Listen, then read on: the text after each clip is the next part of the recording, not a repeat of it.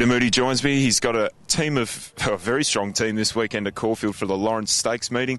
We'll run through a few of those. Pete, in the Cochrane Stakes, you've got Do-Ra-Mi, CUNY Stakes winner returning from a spell, and Midsummer Music, who won the Bletchingley last start. She's in terrific form. Yeah, both fillies are going particularly well. Midsummer Music's obviously got that residual fitness through winter racing and was very good here in the Bletchingley the other day. And Do-Ra-Mi returns. She'll probably get a fair way back in the race, I would imagine, and be strong late, so Patton will tend to dictate to her chances. But it's an extremely strong Cochrane. It's probably nearly the race of the day on most programs. So, very highly competitive race. Luck will play a big part, but both my mares are in good shape. Do-Ra-Mi's CUNY Stakes win was phenomenal, and she still looks to be very raw and have that improvement to come this prep. Is she giving you that indication in her work? Yeah, she certainly finished into a lovely mare, and I think she's in for a fruitful prep. I think she'll be very competitive in some of the big mile handicaps. We probably won't take her beyond a mile too much, I wouldn't think, this time round, and just pick our mark. But it's a nice starting point on Saturday, and against this high-class field of mares, it'll give us a realistic opportunity to assess where we think she can go throughout the spring. Another lovely mare is Lights of Heaven, who returns in the Lawrence Stakes.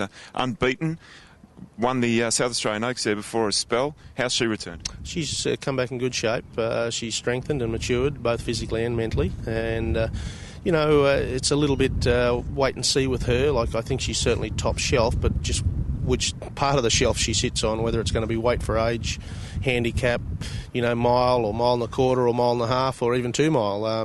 There's a lot of possibilities there with her, but she's set to resume here Saturday in very good condition. She's still a fair way off the top, but she's competitive enough to and forward enough to be winning the race, but still open to a lot of improvement. And looking forward to getting into the Mackay probably 3 weeks after that, and then from those 2 races we'll learn where she sort of sits and what we'll realistically aim at. Is that the fork in the road race for her to decide whether you go down a Cox Plate or perhaps a Cups path? Yeah, I would say there or the Underwood. That'll determine which path we follow. And she's another one that's got to prove to us, even though she's run a mile and a quarter against her own age, I'm not totally convinced she's going to be a stayer. But we'll give her every opportunity to stretch out.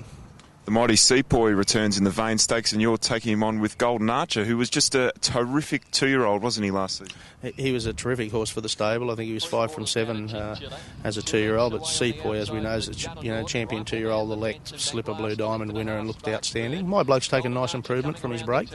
He's matured into a lovely individual, and it's going to be interesting. I suppose this time of the year we're all a little bit wait and see with our 3-year-olds to see how they've come on, and how the likes of a horse like Sepoy's come on. But I'm very pleased with my bloke, and he needs to find a few lengths to be competitive with Sepoy, and I think he has. But then you're banking on the fact of what Sepoy found. If he's found a few lengths, he's still a couple in front of us. So it's just sort of a little bit wait and see, as it is this time of the year every year.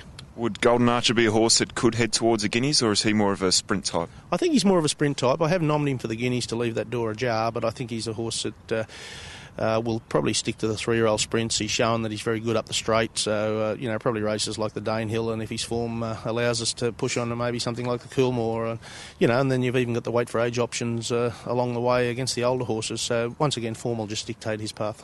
Pete, it's going to be a great weekend's racing here at Caufield. Best of luck, and I'm sure we'll see you in the winners list at some stage over the weekend. Certainly look forward to it. Thanks, Michael.